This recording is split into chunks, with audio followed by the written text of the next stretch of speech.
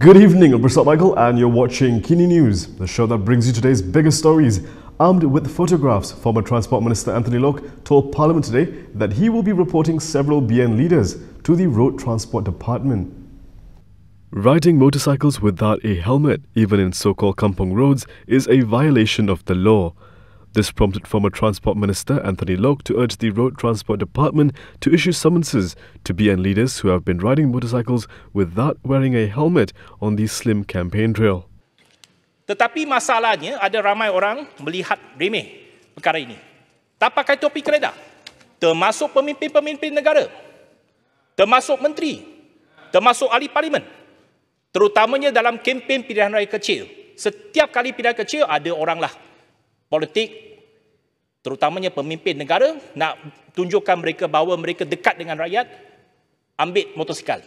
Tapi ambil motosikal tak apa, pakailah topi keredah, tak pakai helmet. Tunjukkan satu contoh yang baik. Loke even produced photographs in the Dewan Rakyat of BN leaders riding motorcycles without wearing helmets. Saya nak tunjukkan beberapa contoh hari ini dalam kempen PRK Slim baru-baru ini yang masih berlaku. Yang pertamanya, Yang Berhormat Pekan, mantan Perdana Menteri, pakai songkok. Malu apa bosku? Sebagai mantan Perdana Menteri, boleh kempen, tak ada masalah. Ambil motosikal, tak ada masalah. Pakailah topi keredah. Saya bimbang nanti Yang Berhormat Pekan jatuh nanti, kemalangan. Saya nak menjaga keselamatan Yang Berhormat. Yang Berhormat, dia pergi masjid dekat je Yang Berhormat. Nak pergi masjid, dekat depan masjid saja Berhormat. Jangan jadikan itu sebagai isu Yang Berhormat. Semua ambil gambar saja. Kalau nak bahas, kita mungkin bahas semua ambil gambar sajalah untuk rakyat. Okey, tak apa. Saya ada di situ nak pergi sembahyang Jumaat tu, dekat je. Najib was not the only example. Selain Pekan, Bagan Datuk. Lepas ni, Menteri Belia dan Sukan. Ada lagi, Menteri Wilayah.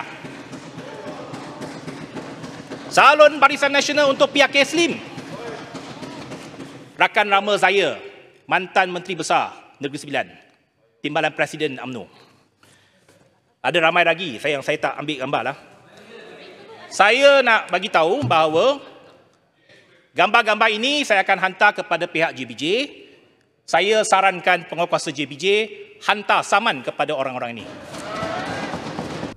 Loke's speech about the importance of wearing helmets was made while debating a bill to amend the Road Transport Act.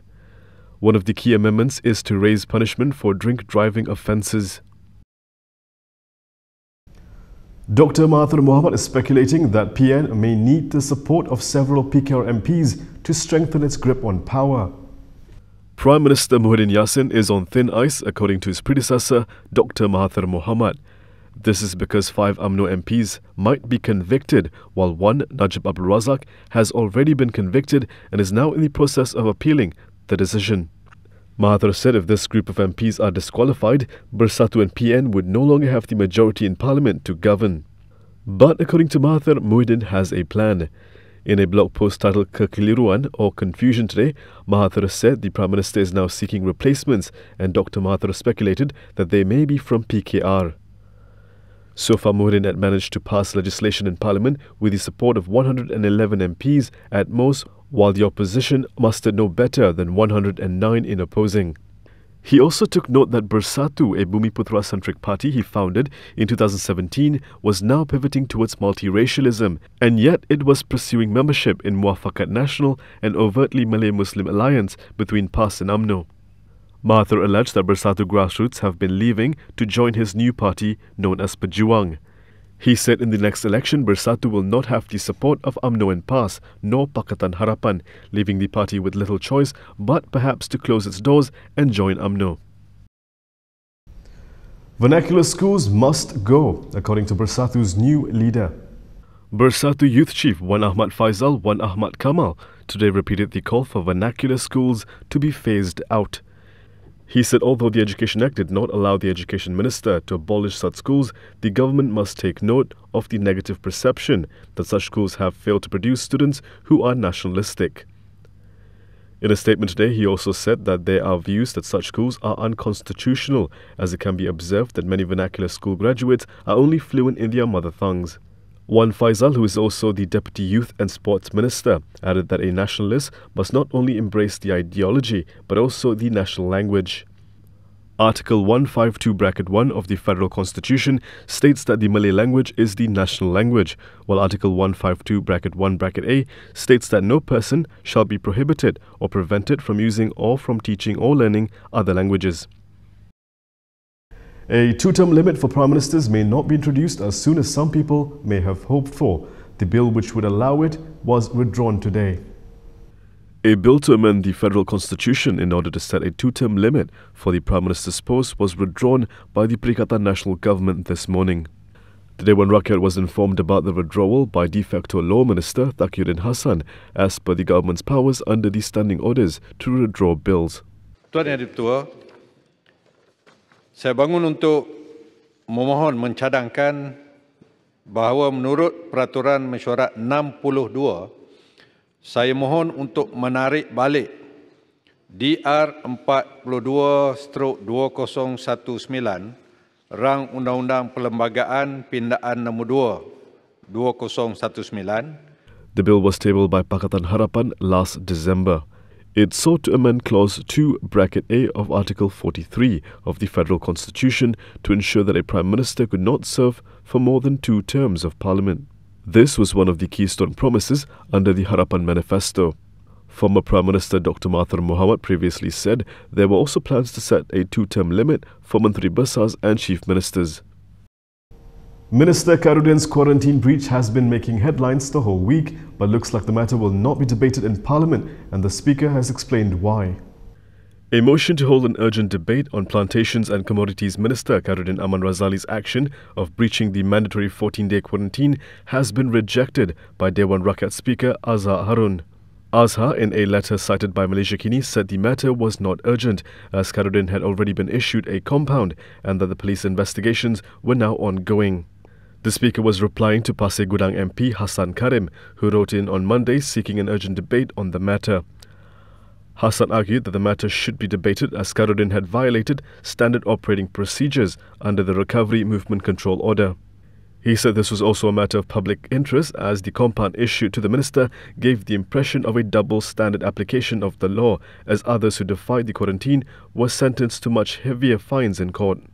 Hassan attempted to appeal the rejection in the Dewan Rakyat today while Deputy Speaker Rashid Hasnun was presiding. Keputusan 43 adalah muktamad yang jika sekiranya ingin maka kena gunakan peraturan 43 untuk membuat surat kepada pejabat speaker.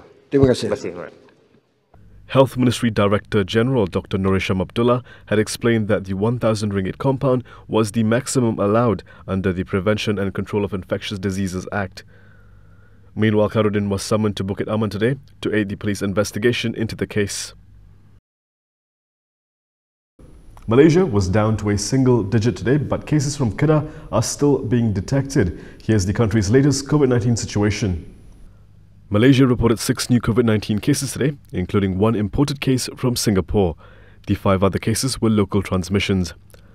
Meanwhile, the Health Ministry has ended its monitoring of the Bukit Tiram cluster and the Mambang cluster after no new cases have been detected in the 2 clusters in the past 28 days.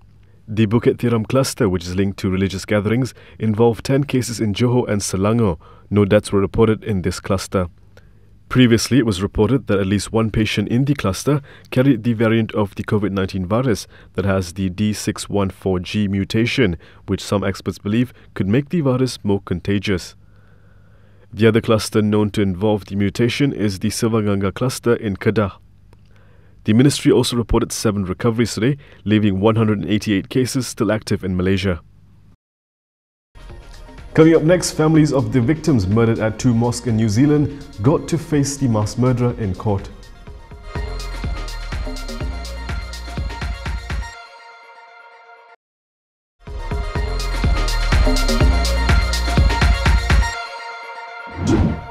Families of victims gunned down at 2 New Zealand mosques urged a judge to impose the toughest possible sentence. Please, I want you to give this man the highest punishment if you can.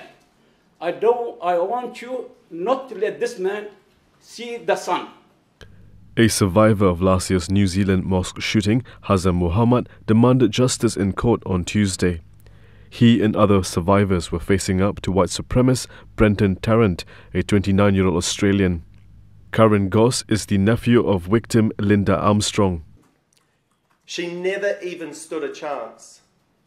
To this day, I have not received an apology, nor have I seen any shred of remorse for his despicable actions. Tarrant is scheduled to be sentenced this week after pleading guilty to 51 murders, 41 attempted murders and 1 charge of committing a terrorist act during the 2019 shooting rampage in Christchurch, which he live-streamed on Facebook.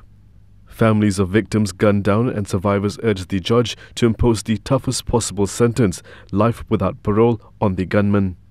Tarrant showed no remorse and even appeared to smirk at one survivor during the hearing. Nathan Smith, originally from the UK, recounted how he held a 3-year-old boy as he died in his arms. When you get a free minute, which you'll have plenty of, funny, eh? Very funny. Maybe you should try to read the Quran. It's beautiful. I have nothing else to say to you, but you will be judged. You will be judged. A murder conviction carries a mandatory sentence of life in prison, but the judge can also rule out parole, a measure that's never been used in New Zealand. A lockdown took hold in Gaza on Tuesday after confirmation of the first cases of COVID-19. Gaza entered lockdown on Tuesday after the first cases of COVID-19 were confirmed in the general population of the Palestinian enclave. 4 infections were confirmed in a single family in a refugee camp. Gaza's health ministry said the cases were uncovered after a woman travelled to the West Bank where she tested positive. They are the first infections in Gaza that didn't involve people quarantined in border facilities after coming in from Egypt or Israel. Schools, businesses and mosques were ordered to close late on Monday for at least 48 hours. Some people scrambled to stock up on essentials in groceries and bakeries, only a limited number of which were allowed to stay open. The police, meanwhile, patrolled the largely empty streets, ordering residents to stay at home. In this territory of 2 million people, health authorities are concerned about the potential disastrous combination of poverty, densely populated refugee camps, and limited hospital facilities in dealing with an outbreak. On Tuesday, the World Health Organization said Gaza's hospitals currently have a capacity of 350 COVID-19 patients. Meanwhile, social media users sent messages of support and encouraged people to remain at home. And that is all from me today. For more stories, you can go to KiniTV.com. You can also follow us on Instagram, Twitter, YouTube and Facebook for the latest news updates. I'll be back with more tomorrow, same time, same place. I'm Prasad Michael. Thank you for watching.